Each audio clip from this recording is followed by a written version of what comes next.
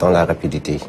Ce qui a été fait depuis un an, à l'issue des assises de la justice, c'est que le président de la République a créé, par arrêté présidentiel, au mois de décembre, un comité ad hoc chargé de rédiger, de penser et de concrétiser et de proposer des textes de réforme sur les recommandations consensuelles issues des assises de 2024. Donc, depuis des mois, le comité est en train de travailler.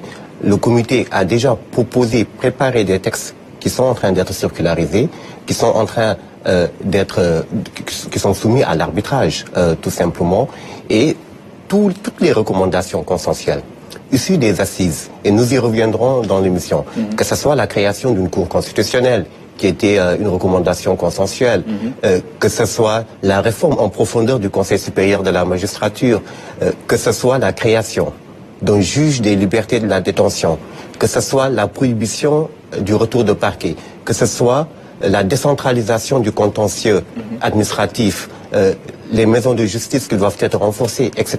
Oui. Toutes ces recommandations fortes correspondent aujourd'hui à la temporalité actuelle, à des textes qui ont été préparés et qui seront bientôt soumis à la délibération de l'Assemblée nationale. Oui. Le but de l'exercice, certainement, c'était d'arriver à une justice indépendante. Aujourd'hui, je l'ai dit tout à l'heure, à la lumière de l'actualité, on évoque justement cette perception que les uns et les autres ont du fonctionnement de la justice. On va y revenir, mais d'abord, vous l'avez dit, parmi les annonces du président de la République, dans son message d'ailleurs à la nation du 3 avril dernier, figure la révision de la Constitution. Concrètement, quelles sont les orientations de cette modification ? Qu'est-ce qui va changer?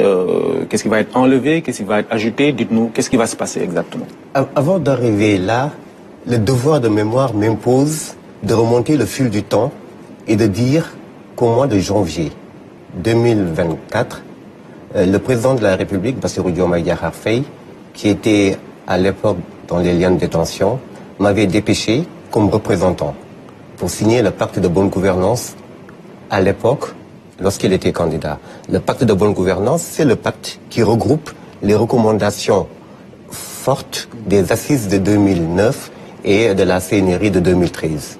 Il s'était agi, à l'époque, de s'engager pour le président de la République, alors candidat, sur un triptyque. Une cour constitutionnelle, la réforme en profondeur du Conseil supérieur de la magistrature et le point que vous soulevez, la réduction de l'hyperprésidentialisme. En se disant que cet hyper-présidentialisme bien sénégalais remonte à la crise de 1962 que l'on connaît. Et c'est une arlésienne qui a traversé les régimes politiques. C'est une arlésienne qui a traversé le temps. Et il fallait qu'aujourd'hui, la plume, l'écriture des textes soit au rendez-vous de la parole donnée.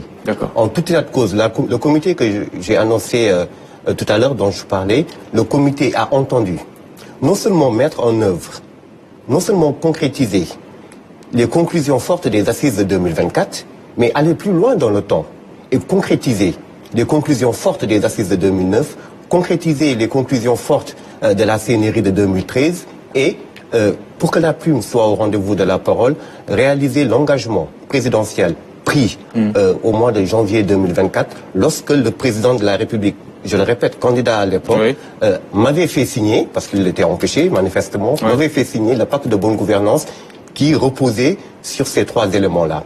Une cour constitutionnelle, le texte est rédigé, proposé par le comité ad hoc.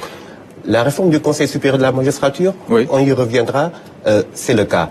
Et la réduction de l'hyperprésidentialisme. Donc on modifie pour réduire l'hyperprésidentialisme, c'est ça? On modifie pour respecter un engagement. On modifie pour répondre à une attente populaire. On modifie pour éviter, juguler des crises qui ont traversé le régime politique sénégalais de 1962 à nos jours.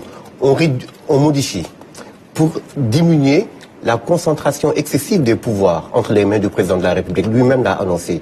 On modifie pour rééquilibrer. On modifie pour introduire des éléments de consolidation de la séparation des pouvoirs, de répartition des pouvoirs entre le pouvoir exécutif et le pouvoir législatif, entre le pouvoir exécutif et le pouvoir judiciaire. Donc la modification prend compte de toutes ces aspirations-là afin de pouvoir réduire l'hyperprésidentialisme, la concentration des pouvoirs et de créer des conditions d'un état de droit avec des conditions juridiques beaucoup plus adaptées à la temporalité politique actuelle. Mais réduire l'hyperprésidentialisme à quelle fin? Je suppose que personne ne veut d'un État dans lequel l'état de droit serait, serait réduit à un pouvoir hypertrophique. L'état de droit est à rebours d'un pouvoir hypertrophique. Est-ce que c'est pas lié, par exemple, au schéma actuel qu'on connaît? Je veux dire, l'équilibre des pouvoirs entre, par exemple, le président de la République et le Premier ministre, dont on sait qu'il a une légitimité politique réelle. C'est le président du parti. On n'a pas besoin de revenir sur les circonstances dans lesquelles s'est tenue l'élection présidentielle. Il a désigné le candidat qui est sorti vainqueur, etc. Et aujourd'hui, à l'œuvre, certains pensent qu'il a beaucoup de pouvoir. Est-ce que donc on veut ici permettre au président lui-même de réaliser son vœu, il l'a dit récemment aussi, d'avoir un Premier ministre super fort? Ce n'est pas une révision ad nominem qui serait pensée pour prendre en compte la personnalité du Premier ministre actuel, leader naturel. Oui. Et ce serait une vue de l'esprit de réduire la volonté de réforme de l'hyperprésidentialisme à la conjoncture politique actuelle. C'est à dessein que j'ai parlé de la crise politique de 1962. C'est à dessein, M. Ning, que j'ai parlé des conclusions des assises de 2009. Oui. PASTEF n'était pas encore au pouvoir, il me semble. Oui. C'est à dessein que j'ai parlé des conclusions de la CNRI 2013. PASTEF n'était pas arrivé au pouvoir. La vérité, M. Ning, Oui. c'est que de tout temps, la question de l'hyperprésidentialisme était au cœur du débat politique. Et PASTEF, justement, le gouvernement actuel, l'exécutif actuel a entendu solder des promesses qui ont été faites Oui. dans le temps et aujourd'hui que l'on veut réaliser. La question, pour y répondre précisément, c'est qu'il faut penser une meilleure répartition des pouvoirs. Est-il toujours nécessaire, c'est une question que je me pose, que le président de la République définisse seul la politique de la nation, sans partage? Si on est dans une situation de cohabitation, l'écriture de l'article 42 de la Constitution qui dit que le président de la République définit la politique de la nation, si on est dans une situation de cohabitation, comment un Premier ministre qui serait issu d'une majorité parlementaire de l'opposition pourrait gouverner, parce qu'il a la confiance du peuple, pourrait gouverner dans le cadre d'un pouvoir exécutif dans lequel l'apanage, le monopole de la définition de la politique de la nation appartiendrait exclusivement au président de la République. On serait manifestement en situation de blocage. Lorsqu'on interroge et qu'on convoque d'autres régimes, le régime français par exemple, lorsqu'il y a une cohabitation, il y a une juste répartition des pouvoirs, de l'équilibre des pouvoirs entre le Premier ministre et le président de la République pour ne pas créer des situations de blocage.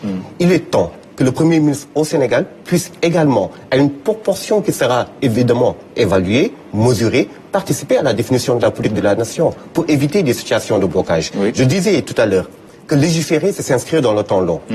Légiférer, c'est dialoguer avec la postérité. Il faut se garder de légiférer en prenant en compte les personnalités des hommes politiques du moment et en occultant le fait que des blocages potentiels peuvent survenir. Donc on ne veut pas renforcer, comme le disent certains, les pouvoirs du Premier ministre Ousmane Sonko, parce que lui-même, président de la République, aurait réduit ses pouvoirs au profit du Premier ministre? Je vais reformuler votre question. Oui. On ne veut pas renforcer les pouvoirs du Premier ministre Ousmane Sonko, on veut renforcer les pouvoirs du Premier ministre du Sénégal. Ainsi, en tant que qu'institution, chef du gouvernement, en tant que chef de gouvernement. Pourquoi le chef de gouvernement ne pourrait pas présider au Conseil des ministres lorsque le président de la République n'est pas disponible? Pourquoi? Ouais. Pourquoi le Premier ministre... C'est vrai que lorsque le président de la République est absent, le Conseil ne se tient pas. Pourquoi le Premier ministre, en tant qu'institution, ne pourrait pas également participer à la définition, Oui. de manière concertée, sous l'égide du chef de l'État, à la politique de la nation?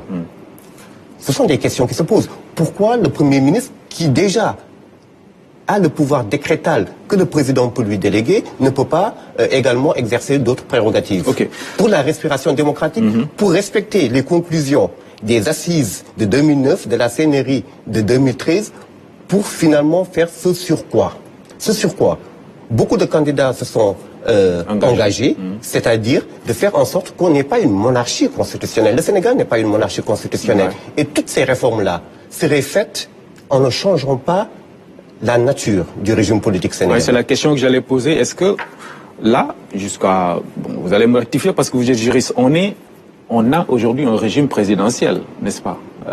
Est-ce qu'on aurait changé de régime pour passer à un régime parlementaire, par exemple? Et techniquement, ce n'est pas tout à fait exact lorsqu'on dit qu'on a un régime présidentiel. On a le régime qu'on a, qui est un régime mixte, avec des éléments de régime présidentiel exacerbés à travers des pouvoirs prééminents qui sont accordés au président de la République. Et le président de la République, il n'est pas question qu'il renonce à ses pouvoirs qui constituent le viatique même de l'élection du suffrage universel. La diplomatie, les affaires étrangères, la défense, la législation en période de crise, pouvoir d'exception, état de siège, état d'urgence, les ordonnances. Il ne s'agit pas de cela. D'accord. On change pas on la a un nature régime du présidentiel de par certains avatars du régime, mais aussi on a un régime avec des éléments d'un parlementarisme assumé. La question de confiance, la dissolution, les questions écrites ou orales au gouvernement, la question de confiance. Nous voyons, et c'est une forme de respiration démocratique, que le Premier ministre, très souvent, va à l'Assemblée dans le cadre des interpellations. Donc ce sont des éléments de régime parlementaire. On a un régime bien sénégalais, avec des éléments de régime parlementaire, avec des éléments de régime présidentiel. De quoi il s'agit, finalement, au fond, M. Ning? Il s'agit de faire en sorte que le régime ne dérive pas trop vers un présidentialisme hypertrophique. C'est cela le but de la révision dont il s'agit. Et pour cela, il faut renforcer les pouvoirs du Premier ministre, institution. Il faut renforcer les pouvoirs du Premier ministre. Il faut penser à un renforcement des pouvoirs de l'Assemblée nationale. Attention, il ne faut pas essentialiser la réforme constitutionnelle autour simplement de la dialectique ou de l'interaction entre le président de la République et le Premier ministre. L'Assemblée nationale, on y reviendra. Lorsqu'on parle de la Cour constitutionnelle, les 9 membres de la Cour constitutionnelle n'auront pas vocation, tous les 9 membres, à être nommés par le président de la République. Le président de l'Assemblée nationale pourrait nommer également. Actuellement, dans le cadre de la configuration constitutionnelle actuelle, le président de l'Assemblée nationale propose des noms à la nomination pour le Conseil constitutionnel. Donc, il ne s'agit pas seulement de réfléchir sur le binôme président de la République, Premier ministre, ce serait réducteur. Il s'agit de réfléchir sur l'architecture holistique, systémique de notre ordre juridique, de notre nomenclature. Un rééquilibrage des pouvoirs, quoi. Et lorsqu'on parle également de la justice, de l'indépendance de la justice, on est dans le domaine du rééquilibrage. D'accord. Lorsqu'on parle, Monseigneur, lorsqu'on parle de la diminution des pouvoirs du procureur en matière de détention, par exemple, et de la création d'un juge des libertés de la détention au sein de chaque tribunal correctionnel, TGI, TI. On est dans le cadre également d'une meilleure répartition des pouvoirs. Il faut penser la réforme de manière systémique, de manière transversale. Il ne faut pas penser la réforme en prenant en compte un binôme, le couple présidentiel primatorial.